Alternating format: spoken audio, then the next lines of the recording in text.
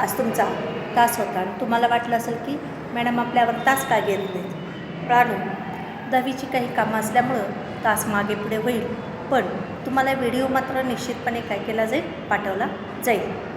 बाळांनो, आज तुम्ही 2 तास केले असतील, आता आपण 3रा तास घेऊया. आज आपण मराठीचा तुमच्या पाठ्यपुस्तकातील 9वा पाठ घेऊन पाठ्यपुस्तकातील 9वा लिहिलेला आहे, 11वा पाठ आपण घेणार आहोत. 11वा पाठ आहे लेझिम. पहा तर चित्र तुम्ही काय दिसतात रे हे चित्र. लेझिम ही कसली अशी चित्र आहेत, ही कधी खेळली जातात सांगा तर मला. हो बरोबर, की आपण 26 जानेवारीच्या वेळेस, गणपतीच्या वेळेस, शिवजयंतीच्या वेळेस, विविध कार्यक्रमाच्या वेळेस, सार्वजनिक कार्यक्रमाच्या वेळेस आपलं सोलापूरचं तर हे लेझिम पथक आहे प्रसिद्ध असंच आहे.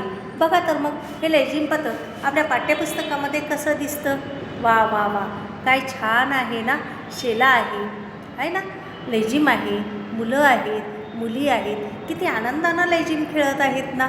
मग अशाच या लेझिमवर आपले कवी श्री बा रानडे यांना काय लिहावी वाटली, कविता लिहावीशी वाटली. आता श्री बा रानडे याने काय काय प्रसिद्ध केलेले आहेत किंवा कोण आहेत ते आपण थोडंसं पाहू. श्री बा रानडे यांचा जन्म 1892मध्ये झालेला आपल्याला दिसून येतो आणि त्यांचा मृत्यू 1984मध्ये झालेला आपल्याला काय करता येतो, पाहता येतो.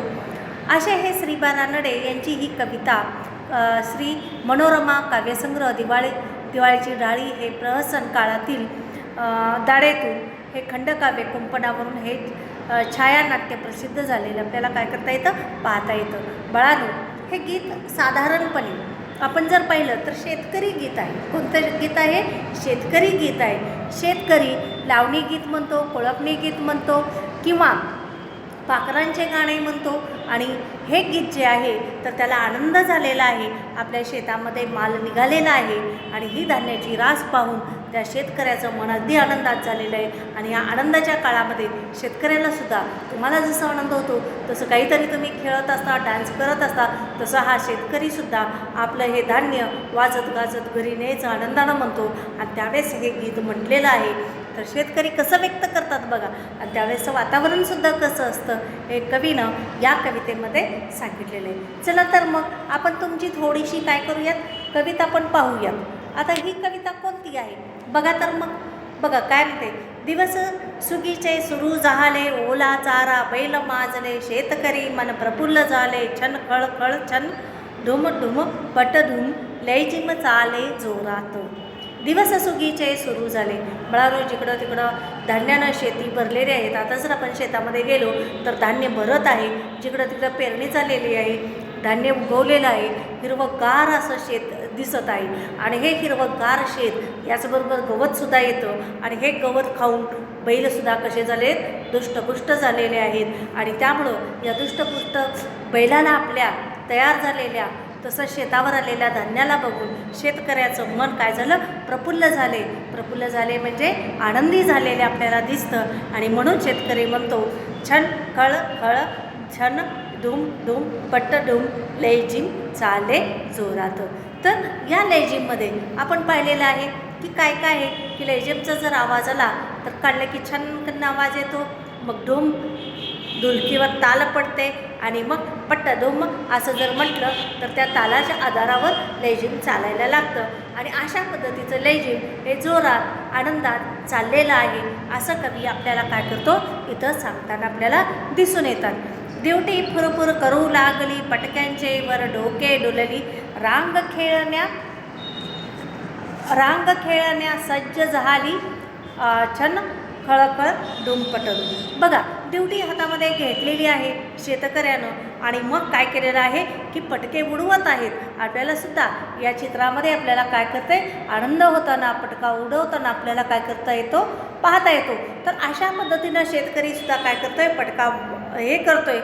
तरीसुद्धा खेळण्यासाठी अशी जी रांग आहे तर ही रांग मात्र काय करत नाहीत, तोडत नाहीत.